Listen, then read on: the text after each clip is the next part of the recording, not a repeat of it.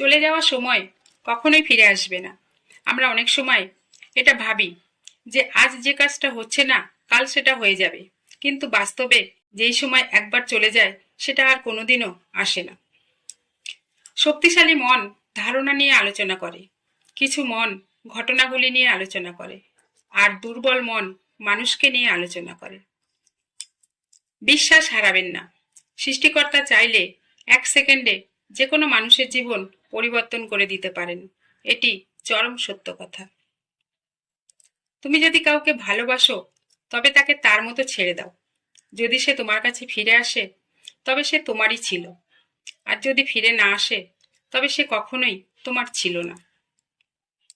একজন ভুল মানুষ যদি জীবন থেকে চলে যায়, এই চলে যাওয়ার অর্থ হলো সঠিক যোগ্য মানুষটি আসার পথ তৈরি হয়েছে। একজনের কথা আরেকজনের সাথে লাগিয়ে মনোমালিন্য সৃষ্টি করবেন না।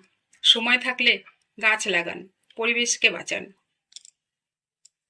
ঈশ্বর যদি কারো ডাকে সাড়া দিতে দেরি করেন, বুঝে নিন তিনি আরো ভালো উপহার প্রস্তুত করছেন। তিনি চান তার সর্বশ্রেষ্ঠ উপহারটি দিতে। তাই সর্বদা প্রার্থনা করুন। আপনার সাথে খারাপ আচরণ করে এমন লোকের সাথে রাগ করা মানেই নিজের শক্তির অপচয় করা। যেমন চলে না এমন গাড়ির উপর রাগ করে কোনো লাভ নেই। আমরা 3টি পদ্ধতির দ্বারা জ্ঞান অর্জন করতে পারি। 1. চিন্তার মাধ্যমে, যেটা সব থেকে সঠিক পদ্ধতি। 2. অনুকরণ করার মাধ্যমে, যেটা সব থেকে সহজ পদ্ধতি। এবং 3. অনুভবের মাধ্যমে, যেটা সব থেকে কষ্টকর পদ্ধতি। যদি নিজের বাড়ির সিঁড়ি নোংরা আবর্জনায় পরিপূর্ণ হয়, তখন প্রতিবেশীর ছাদে পড়ে থাকা নোংরার দিকে নজর রাখা বন্ধ করুন। নিজের বাড়ি পরিষ্কার করুন। এই পৃথিবীর বাসনা ঠিক সমুদ্রের জলের মতো। আপনি এগুলি যত পান করবেন ততই তৃষ্ণার্ত হয়ে উঠবেন। যে পশুর প্রতি নিষ্ঠুর হয় সে মানুষের সাথে আচরণেও কঠোর হয়ে ওঠে।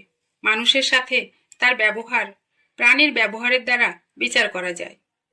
আপনার যা আছে তাতে সন্তুষ্ট থাকুন। তা দিয়ে যেভাবে হয় সেইভাবে আনন্দ করুন। যদি আপনি অনুভব করতে পারেন যে কোনো অভাব নেই, তখন পুরো পৃথিবী আপনার।